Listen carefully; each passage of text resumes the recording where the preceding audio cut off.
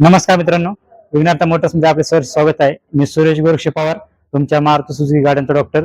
तर आजचा जो आपला मेन विषय जो आहे गाडीचा कुलंट विषय आहे तो खूप महत्वाचा आहे. त्यामुळे सर्व गाडी मालकांनी व्यवस्थित व्हिडिओ शेवटपर्यंत नक्कीच पहा. बऱ्याच वेळा काय होतं, आता ही जी गाडी वॅगनर गाडी आहे की जिचे किलोमीटर 1.5 लाखाच्या आसपास झालेलं आहे, त्या ठिकाणी आपण हा पाईप बघू शकतो. हा पाईप जो आहे रेटरचा पाईप जो आहे तो पूर्णपणे कडक झालेला आहे. अशा वेळेस काय होतं, हे पाईप कडक झाल्यामुळे रनिंग मध्ये अचानक हे पाईप फुटतात. ज्यावेळेस हा पाईप फुटन, आता हा मोठा पाईप आहे, ज्यावेळेस फुटन त्यावेळेस कुलंट सगळं निघून जातं. मग अशा वेळेस काय होतं, ज्यावेळेस कुलंट मोठा पाईप फुटून कुलंट निघून जातं त्यावेळेस टेम्परेचरची लाईट कधी पण लागत नाही.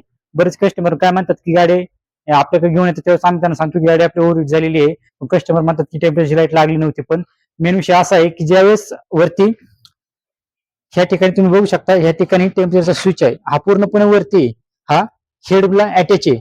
इंजिनचं जे हेड आहे त्या हेडला तो पूर्णपणे अटॅच आहे. हा मोठा पाईप फाटल्यामुळे कुलंट सगळं निघून गेलं की या ठिकाणी पाणी राहत नाही. त्यामुळे हा टेम्परेचर सेन्सर त्याचं काम करीत नाही. त्यामुळे टेम्परेचरची लाईट लागत नाही.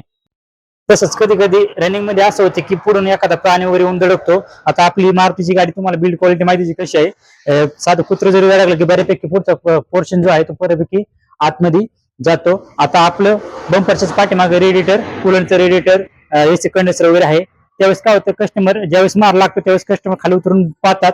त्यावेळेस त्यांना बरेचसे काही म्हणजे कुलंट वगैरे लिकेज वाटत नाही. पण गाडी चालू केल्यानंतर काय होतं, रेडिएटर थोडा तरी फ्रॅक्चर असेल, नॉर्मल तडा गेलेला असेल तर गाडी चालू केल्यानंतर प्रेशरमुळे काय होतं, ते कुलंट लवकर बाहेर फेकायला चालू होते. त्यावेळेस सुद्धा कुलंट रनिंग मध्ये गळून जातं. त्यावेळेस पण वरती हाय लेवलला कुलंट राहत नाही. त्यामुळे पण टेम्परेचर लाईट दाखवत नाही. त्यावेळेस पण कस्टमर तशीच गाडी चालवतात आणि परिणामी काय अंतरावर गेलं त्यांची गाडी आपोआप बंद पडते व बहुतांश वेळ असे होते की त्यावेळेस इंजिन काम निघते.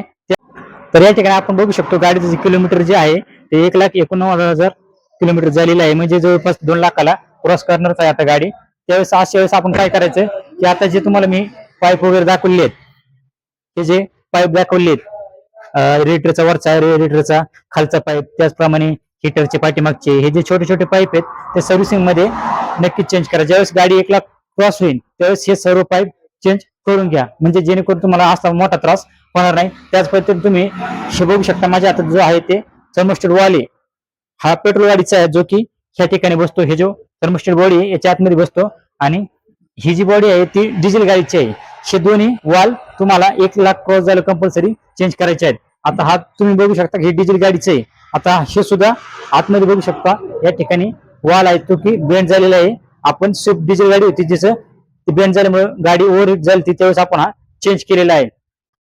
तर ह्या व्हिडिओमध्ये मी तुम्हाला सांगितलं आहे की ज्यावेळेस पाईप कुलंटचा मोठा पाईप फुटेल त्यावेळेस कुलंट लवकर निघून जाईल. अशाच वेळेस फक्त टेम्परेचरची लाईट लागत नाही. ज्यावेळेस कुलंट लवकर सगळं निघून जातं, वरती टेम्परेचर स्विच पाशी पाणी राहत नाही, त्यावेळेसच टेम्परेचरची लाईट लागत नाही. पण इतर वेळेस ती लाईट लागते. आता ही मी तुम्हाला बॉडी दाखवली, ती बॉडी डिझेल गाडीची की जी बेंड झाली त्यावेळेस टेम्परेचरची लाईट लागली होती, किंवा आपला फॅन बंद पडला त्यावेळेस सुद्धा टेम्परेचरची लाईट लागत. फक्त ज्यावेळेस पाणी पूर्ण निघून जाईल लवकर त्यावेळेसच फक्त टेम्परेचरची लाईट लागत नाही.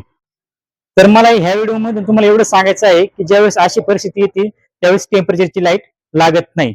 त्यामुळे बरेच वेळा कस्टमर आम्हाला असे म्हणतात की राहू टेम्परेचरची लाईटच लागली नाही, नाही तर आली असती आम्ही थांबवली असती. त्यामुळे तुम्हाला अशा वेळेस इंजिन काम सुद्धा करायची वेळ येते. त्यामुळे लक्षपूर्वक काय होतं, कधी कधी अशी ज्यावेळेस वेळ येईल त्यावेळेस काय होतं, टेम्परेचर लाईट लागत नाही, पण त्यावेळेस जो आपल्या गाडीचा एसी असतो तो एसी अचानक बंद पडतो.